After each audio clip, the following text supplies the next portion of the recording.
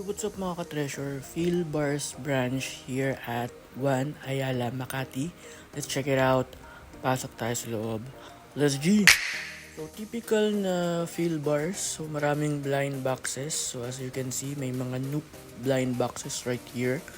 And some other random blind boxes. Meron din ditong mga Disney and cartoon character na blind boxes din. So, ito yung parang main forte nila here. So, meron din ditong mga Funko Pops na malalaki from NBA animes and movies. Nandito siya sa medyo bandang side. And meron din dito na ayan yung malalaking action figure, Blockies, and itong mga Pop Mart merch or merchandise. So, anime figure or movie figures, yan, Disney's, and some many other Pop Mart items. Napakarami dito.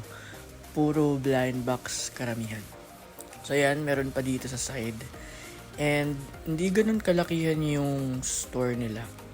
Medyo compared sa other branch, parang so far ito yung pinakamaliit na napuntahan ko. Pero busog naman sa mga collectibles. Ayan, marami rin dito sa bandang right, left corner.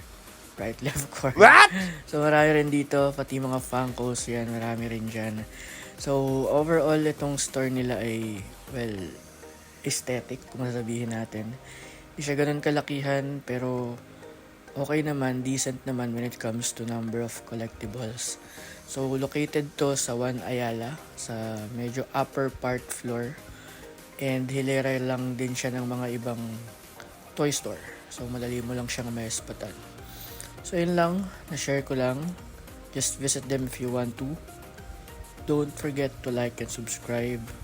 Comment as well to share your experience. See you guys later. Peace.